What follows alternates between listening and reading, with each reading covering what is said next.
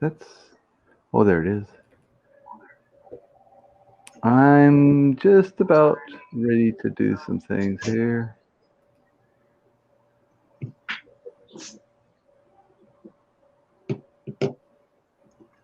Okay. Okay.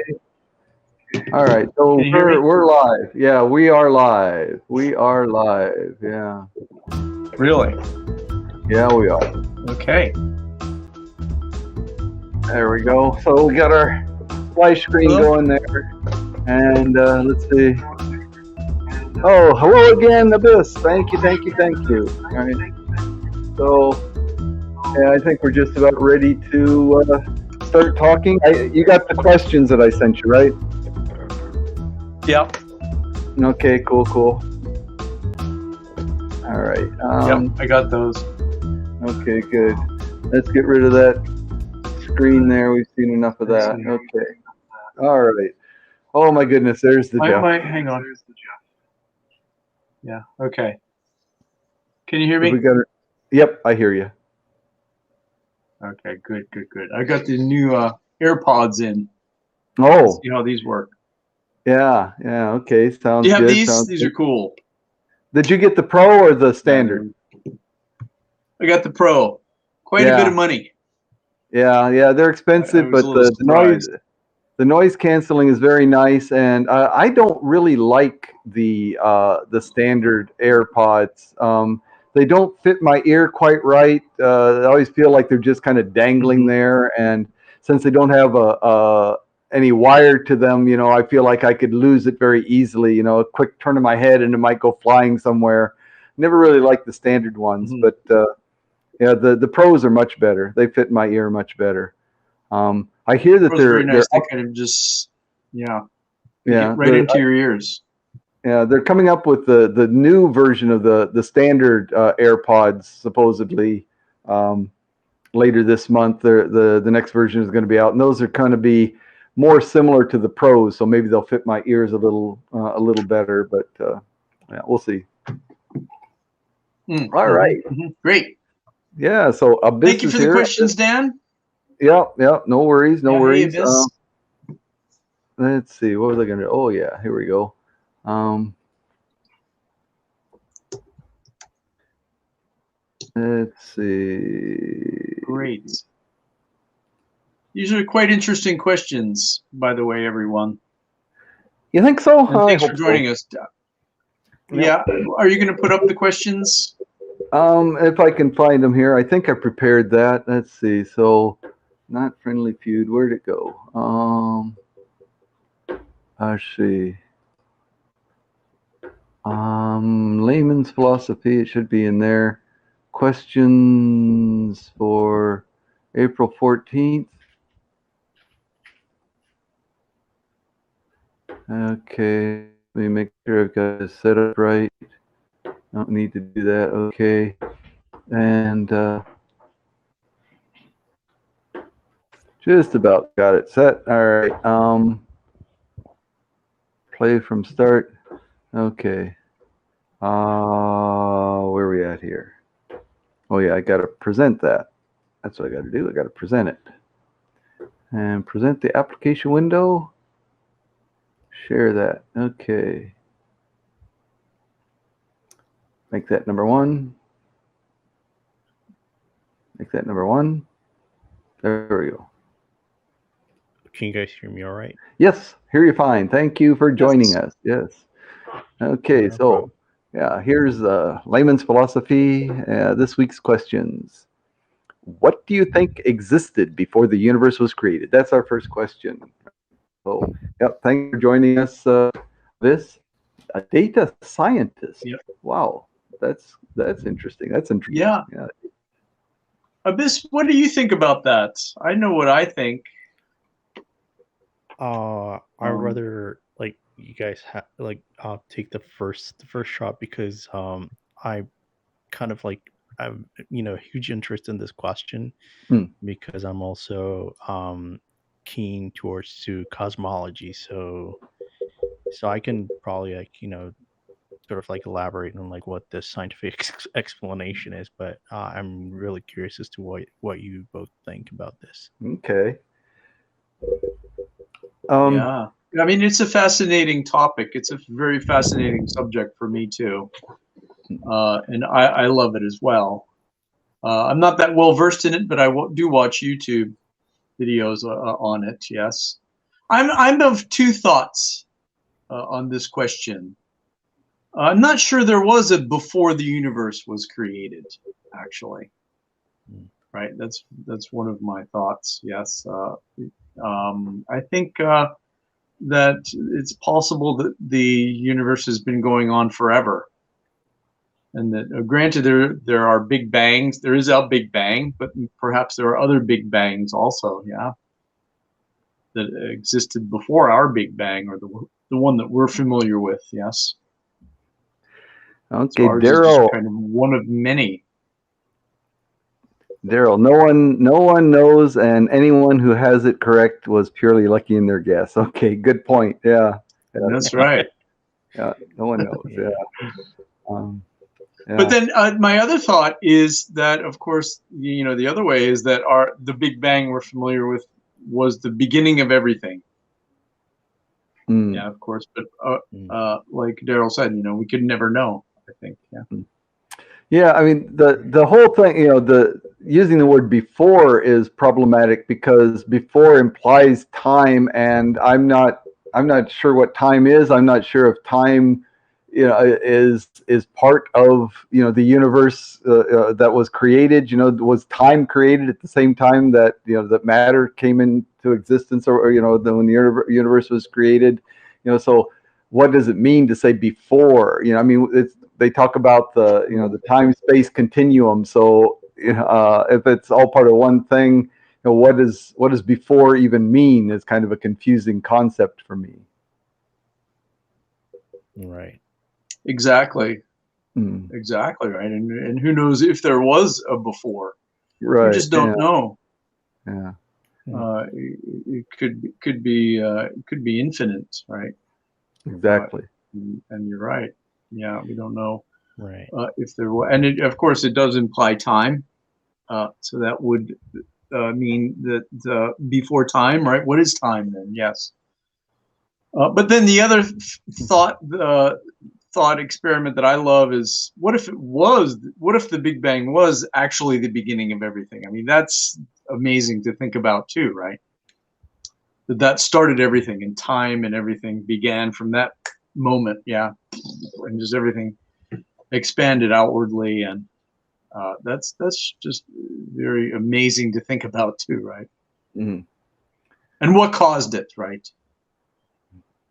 I've Exactly. heard some people think that perhaps God, as it were, right, started the Big Bang, right, and what have you. Mm. Again, we don't know, but it's very interesting to consider, to think about, right? I think physicists have measured down to the Big Bang. Is that right, Abyss? You're familiar with that? So We've they been able actually to have a measure measure. of like 380,000 years after the Big Bang. So the cosmic microwave background, essentially, it's like I don't know. So if you guys had like the old CRT TVs, right? If you turn them on and if you're kind of like panning through the channels, then you get this noise, Mhm. right? That has like a hissing sound. Right. That's actually a reverberation from the earliest light that was emitted when the universe was actually been like expanding. So the observation is kind of limited towards to like I said 380,000 years. I should be sure about that. Was it like 1,000 or 8 million years? But uh, it should be like 380,000 years after the Big Bang. Mm. So there's nothing that can tell us about what the Big Bang is. So largely, what you guys just mentioned is just speculation. And you're right. I mean, at this point, like it's speculation is all that we have. But as far as we know, space time itself never existed before the Big Bang. So what happened was that right after the Big Bang, the universe expanded to an enormous degree through a process called inflation. So during that time, space time actually expanded like much faster at a speed much faster than the speed of light. So that's the understanding. But what started like what existed before the universe? There are several theories that have been thrown out there. One is like you just mentioned, Jeff, which is like the universe, like the Big Bang was kind of like the origin of time and space and time itself. That's one of the Mhm. things. That's one of the the major consensus. In fact, like that's been given out there. The other is maybe like this universe is birthed from like a black hole from another universe. So there's Mm. also that notion because because we don't know like what exactly happens at the center of the black hole, and there is no way of finding that out as well because the information is lost from the universe in a black hole. The other is an Mhm. interesting theory which is floated by Roger Penrose. He's a British physicist, and his theory is that the universe actually started at a maximum entropy. So the entropy is like the level of chaos. You can consider that. So if you look at the cosmic microwave background, it has some kind of uniformity all around it. So what he was suggesting was that maybe the universe started off as from another dead universe. So the universe kind of like spontaneously um, you know came to being because of like this quantum fluctuation that or like the vacuum fluctuation that we have in the universe.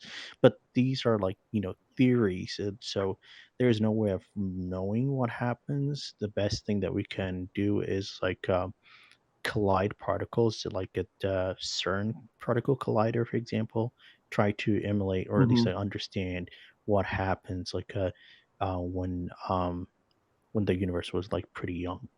But yes, I mean even the science had no clear consensus, and from the looks of it, there probably is like no way of finding that out.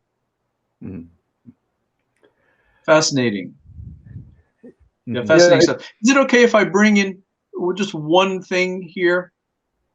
Um, I've been researching, or I've been watching YouTube from this researcher and physicist. I think he has a degree in neuroscience, if I'm not mistaken. Donald Hoffman, and he thinks Oh yeah, that. And do you know Donald Hoffman? Yeah, he thinks that I know. consciousness is actually fundamental. Yeah, and so he doesn't believe in space time, which I thought was fascinating. It's a Yeah, completely different way of looking at this whole question, right? right. He's saying that consciousness is fundamental, and that basically, right, space and time doesn't exist, and that we create everything, basically. Yeah. How do you guys feel about that? Dan. well, I mean, it's interesting, but again, I think that's one of those unknowable things, and regardless of what the truth is, it doesn't really change anything about the way I operate, or the way I it doesn't have anything to do with my decision making process. So I actually don't delve into that thought very deeply. I mean, okay, if that's the way it is, it's still my perception is hasn't changed really based on that information. Like I said, it's unknowable. Maybe if I think it's unknowable.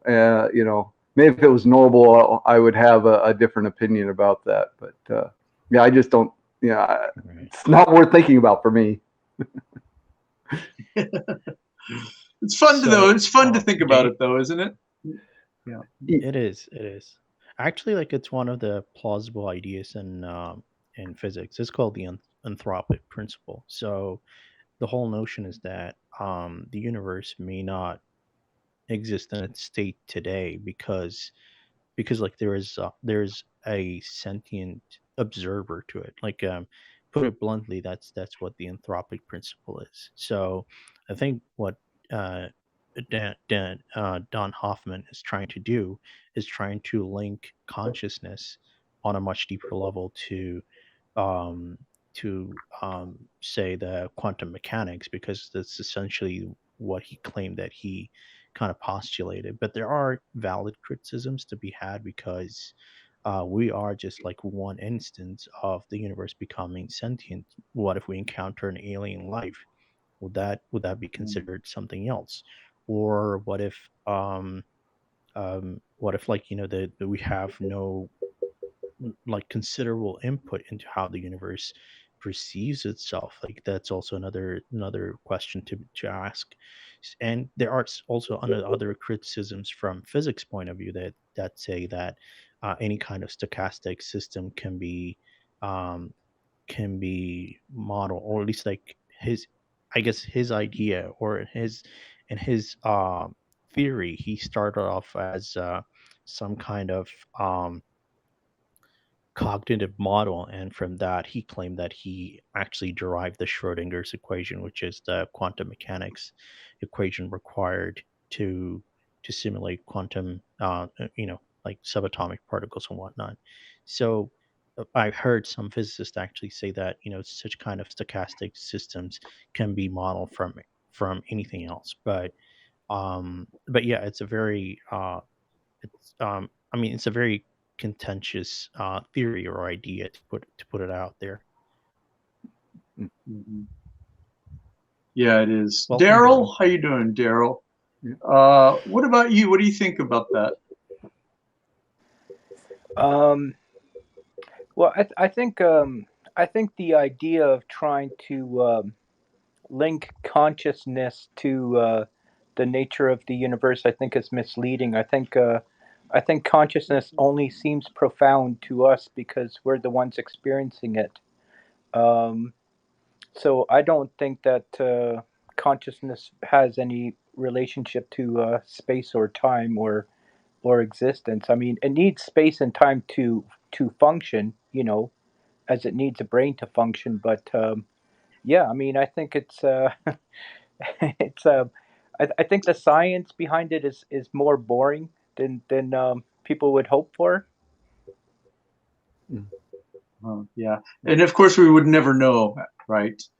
Anyway, it's so hard to be able to understand fully or to know fully. Yeah. Anyway, No, but right? So, we can know some things though. I mean, hmm, there are things that I mean, we can never know anything with 100% certainty. Like all I can know with 100% certainty is that I think, therefore I am. But I mean, there are things we can know with a confidence of like 99.999 repeating percent. You know what I'm saying? hmm.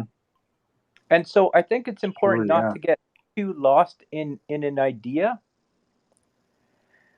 Mm. Yeah, interesting. Dan, Yeah. any Well, comments? well, I mean, yeah, it's just, yeah, like I said, I haven't thought about this deeply enough because I don't believe it's knowable, and so therefore it's not going to adjust my thinking on anything really relevant to my life choices and so on. It's an interesting thought experiment, but again, we're always limited because we can't step outside the system, right? As long as you're part of that system, you can't be totally objective. Your observations are always going to be influenced by the fact that you are within the system that you're trying to observe, that you're trying to understand. And so I think, I mean, that's a limitation that just is absolutely cannot be overcome. You can't step outside the system. As being part of the universe, you can't be outside of it, and so you can't be a totally objective observer of the universe, and so on. So, yeah, it's an interesting thought experiment, but it doesn't, for me, it doesn't seem to have any real application to any of my life choices or even the way I think about things. Yeah. So. Mhm. Interesting. Yeah. Maybe. Shall we, to save time a little bit, Yeah. go Yeah. on to Okay. number 2? Sure. Yeah. Yeah. Is math something that humans created or something we Wow. discovered? Is looking at reality mathematically an accurate representation of how things work? Okay. Anyone want to take lead on this Wow. question?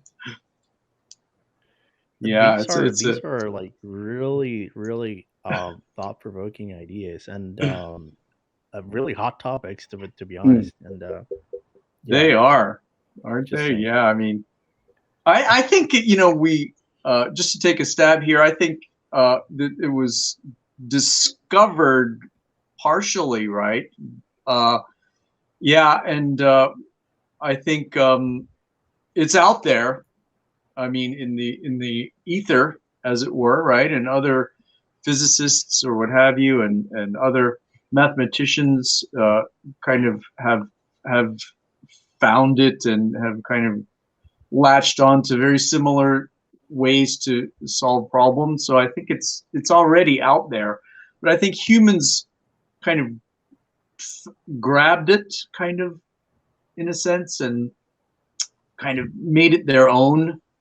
So something was out there, and they kind of grabbed it and tried to find out and tried to use it for their own benefit. So that, in that respect, I think it was partially, or at least a little bit, kind of created by humans, right? But things I think were already out there. That's kind of my take on it. Yeah, How about you guys? I agree with that. That I think mathematics, the mathematical concepts. I mean, those constructs, those relationships, exist, outside of the human experience. Those relationships are what humans have done. Have found their own ways to label them, to manipulate them within, using um, our language, our symbols, and so on, and be able to make those relationships make sense to us, and be able to use those to our benefit, in all kinds of different ways, right? But yeah, what was created, I think, is the tools for manipulating, for understanding, for labeling and manipulating those ideas, and coherent methodology for humans. But the actual relationships, mathematical concepts are beyond us, or outside us, exist on their own. That's the way I see it. Yeah. Right. Mm-hmm, So, mm-hmm. yeah. So at least like in my opinion, I mean, you both have like a valid point, and I'm just gonna like at least point something out, which is like being mentioned out there, and this actually goes hand in hand with like the some theories that suggest that this universe might be simulated. And the reason why it's so is because we have universal constants. Like, for example, pi is a universal constant. The speed of light is constant.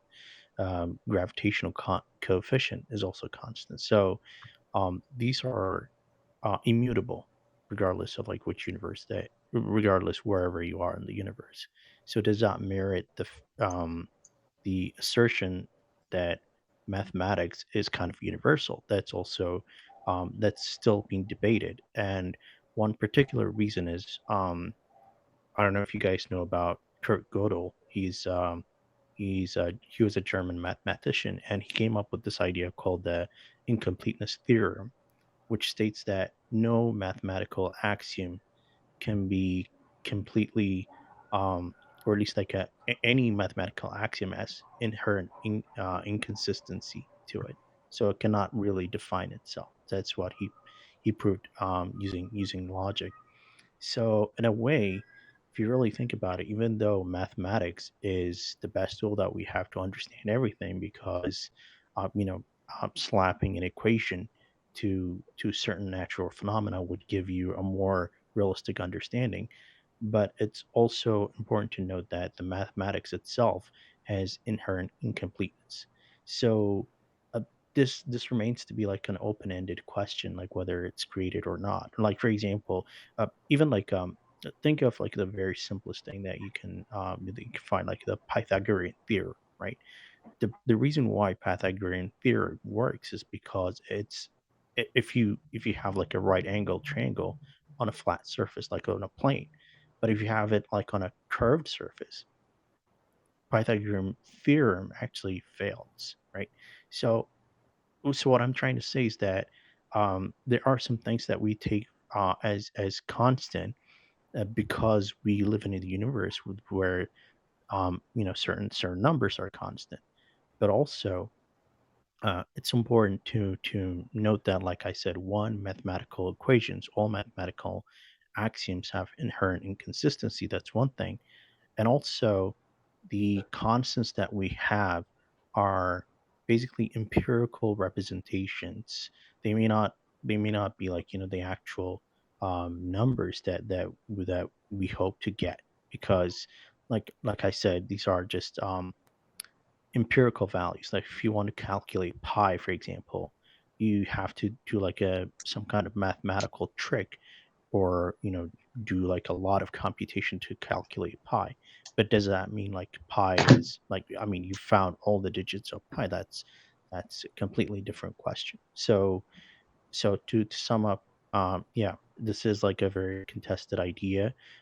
Most of it would point like the mathematics is kind of universal. On the flip side, math itself has gaping holes, and also some of the mathematical representations and constant that we have may not be accurate. So from that, would you say that kind of humans fill in the gaps then? Is that kind of what you're getting at? I mean, that humans kind of create the missing parts, or kind of fill in the gaps Well, because so humans mathematics is actually, universal. as humans, what we did was like use that empirical relation, right? That's one thing that we did. And also, we also managed to get, or at least like to um at least like to explain that mathematics itself has inherent flaws in it. So Mhm. it's like a double-edged um approach, like, because we're saying that the math that we're using is accurate enough for us to model something, right? But at the same time, mathematics in its ultimate form may not be as perfect as we might imagine. Um, so yeah, I mean, I don't know what our role as human beings is when it comes to mathematics, except that we're using it. Like, if I should say that we're just basically users of math, then uh, I guess like I'm kind of pitting myself in a corner there. So, but yeah, I mean, yeah, it's really hard to say. Uh, but yeah, I don't know. Like Daryl, what do you think?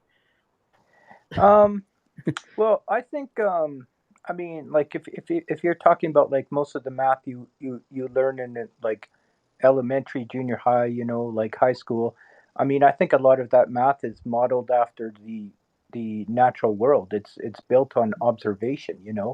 I mean, right down to like tribes that are trying to divide their food into equal parts for everyone. Um, so I think math must have gotten its start based on these observations of the world, and I see math as being like the science of quantities, right? And and math, even the more advanced math that like formulas that calculate like orbits, around other masses, like in space, like in our solar system, like the formulas they use to calculate like that a certain space probe will be, by Jupiter at this hour, minute, second, day. Um, I mean, it works, so it must be a reflection of this world, because we're trying to use it to make predictions of this world. I think where it really becomes like an invented thing is is is um is when you try to predict things that that are not falsifiable, that you haven't been able to test, like are there like higher dimensions, are there are you know are do we is do we live in a multiverse, like when you start trying to use math to do those kind of things, then I think some of it would have to be invented, because it's not modeled after anything that's tangible. Yeah, so Yeah, that's I gotcha. Mm. Yeah, I see where you're coming from. Mhm. But the flip side of that is the mathematics itself was the basis for some of the late discoveries of science. What I mean is that, like, for example, I don't know if you heard about Peter Higgs. He gave this theory that there exists like a particle, a boson particle, and that kind of gives everything mass. And he did that in 1962. And in 2012, I think, the Large Hadron Collider at CERN was able to find that particle. So what I'm trying to say is that even though the mathematics, when it comes to inferring, multiverse ideas, or even like what happened before the Big Bang, or those kind of out of bound kind of questions, but the math that was used to predict those things has been effectively useful to predict those particles, like subatomic particles, before they were even discovered. So do you get what I mean? Mm. Yeah, yeah, Yeah. but Mhm. again, Yeah. it seems to me that's an argument for the fact that, I mean, again, the mathematics, the concepts, exist independent of humans, right? It's humans using, what we have developed, numbers, as a representation, as a tool in order to understand and manipulate these concepts, So we didn't, create the concepts, we didn't create the relationships. And mathematics, like I said, is a tool. So if we're saying that, did humans invent mathematics as, the tools to understand these underlying concepts, these things that exist, independent of us, then yeah, we obviously, we developed them, we invented them, but we didn't invent the relationships. We didn't invent pi. Pi is basically, I mean, it's a ratio, right? And that ratio exists whether we're there to see it or not, or whether we understand it or not, But yeah, we came up with a tool, and I would argue, yeah, as you have said, it's an incomplete, it's an imperfect tool. Our mathematics at the in the form that it is now is imperfect and incomplete, and so yeah, that we kind of invented, but the ratios, the concepts, the constructs, we did not invent. So again, we need to be careful, I guess, in our definition of the question, mathematics. What do we mean exactly by mathematics? Is it the background, the underlying constructs and concepts and relationships, or is it the numbers that we have used to label these concepts and manipulate these concepts and so on, right? So yeah, what is the question really? Yeah, I Right. think The reason why. Yeah. Oh, go ahead, Daryl. I think one reason why math does work, in trying to understand the universe, is because there's quantities of stuff in the universe that exists, and the universe follows rules, and math aligns quite well with anything that follows rules. But to play devil's advocate, I could imagine a scenario where someone creates or discovers or invents a type of math that leads them to the wrong conclusions. Right. We have to wonder about that too, don't we? Yes. Indeed. I think that when you said has rules, it leads us to very well into the second part of this question, is looking at reality mathematically, an accurate representation of how things work then. What do you guys think? I would say it's a best empirical representation. I So would say think about yes too. Newton's law of like gravitation, for example, or Newton's second law. It says like force is equal to mass times acceleration. That seems to work fine in our domain, like because we're not, pacing at its near the speed of light. And but as your speed increases and it grows asymptotically closer to the speed of light, you get a whole new type of physics, right?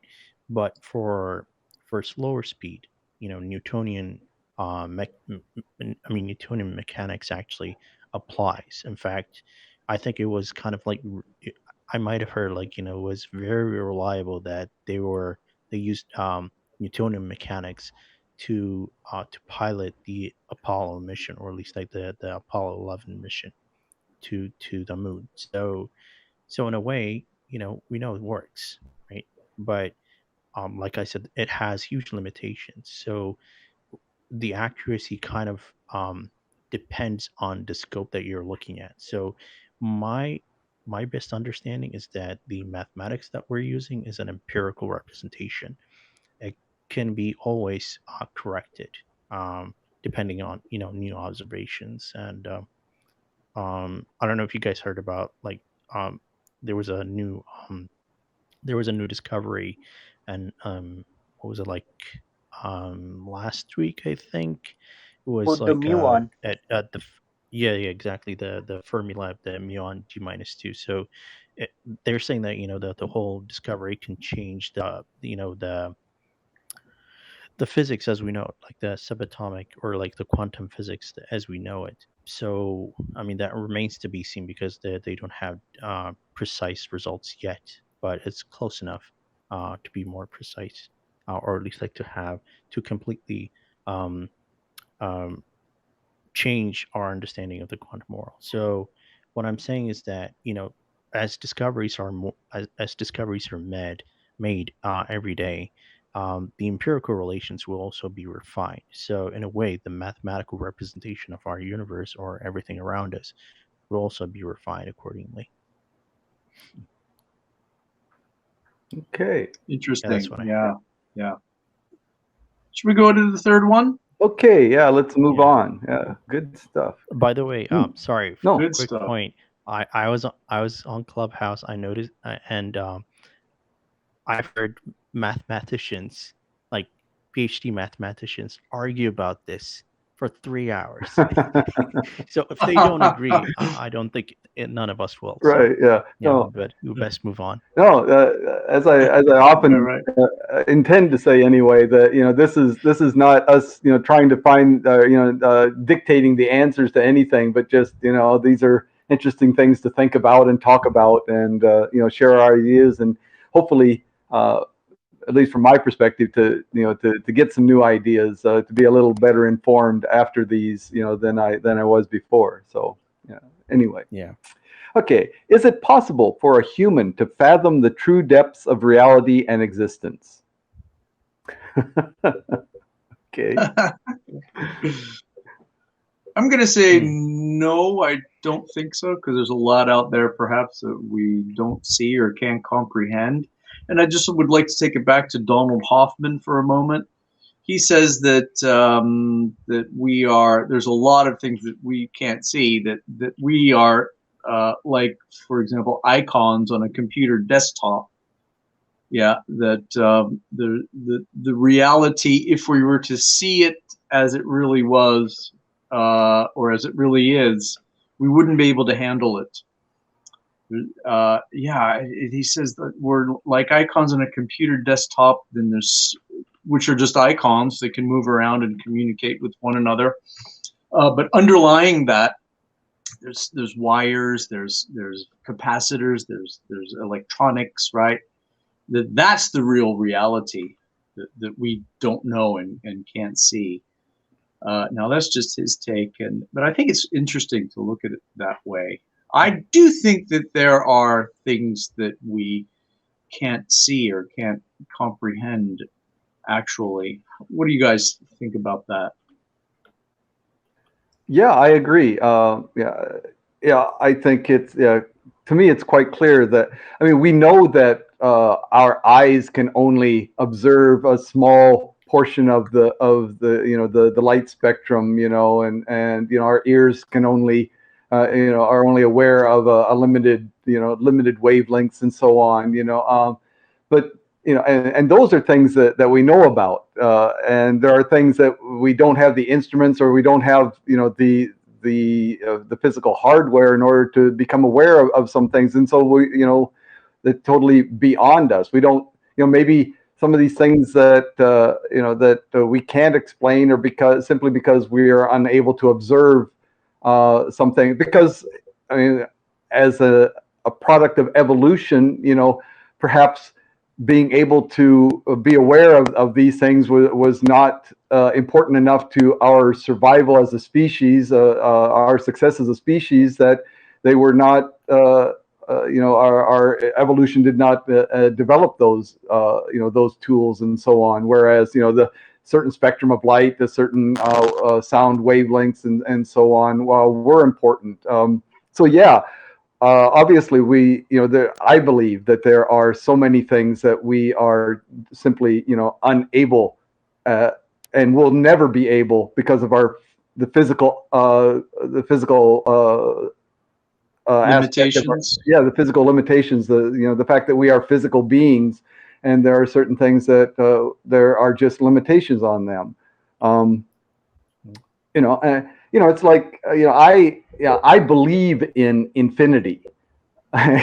Strange statement maybe, but I believe in infinity, but I really have no concept of what that is. I mean, I can't extrapolate, the idea of you go to a wall and then, beyond that wall, is more. And I mean, no matter how far you go, so I can kind of think about it, but I can't really, the infinity of space, the infinity of time, these concepts are simply beyond my ability to wrap my mind around them in any real way.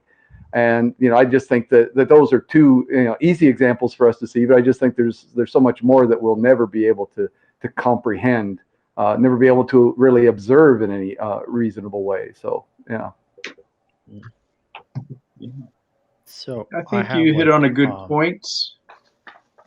Sorry, Yeah. but just quickly, that Dan No, go said ahead. for the revolution, that probably we don't need to know so much of those things that we can't comprehend. Yeah, go ahead.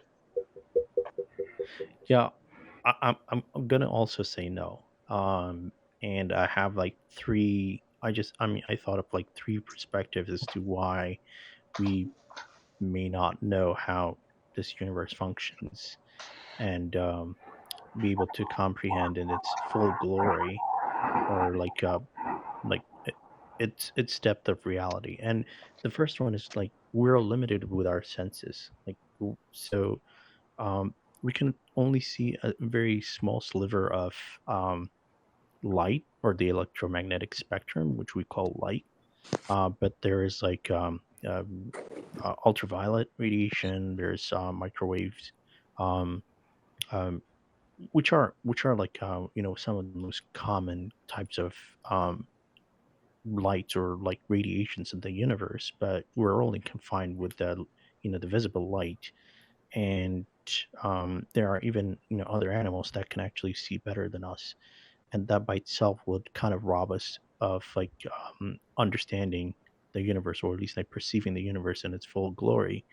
um, but also, we might be also be limited with our thinking, because our brain can only do as much.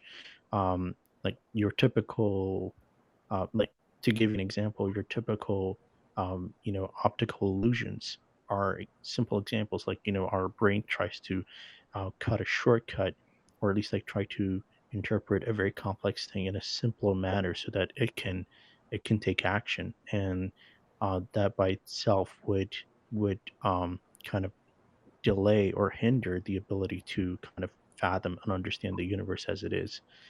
The last one is like, we'll probably we definitely won't know what the vicarious um, experience is going to be. And uh, I was actually reminded of the Thomas Nagel's "How is it like to be a bad essay?"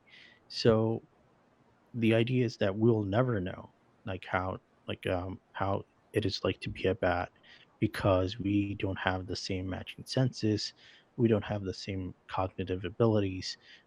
There are so many gaps between bats and humans, and yet we won't be able to fully understand or see the world in their eyes.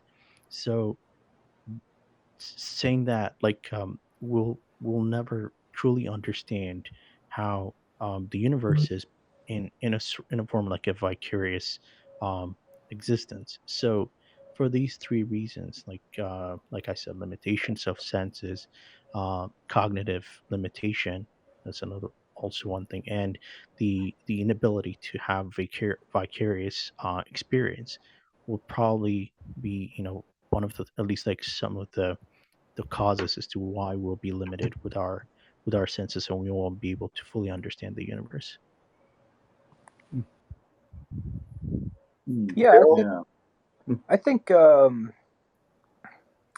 yeah, I mean yeah, I mean do we have the capacity, even if we were given the answers, to understand the true depth and nature of the universe? I don't know if we would be intelligent enough just for the limitations that we've had inherited from evolution. And understanding the true nature of the universe might require a type of thinking that we haven't even evolved to develop as of yet, because evolution has given us exactly what we need, and no more, no more than that. Um, so, but I don't know if it can be understood. Maybe it can be with enough science, but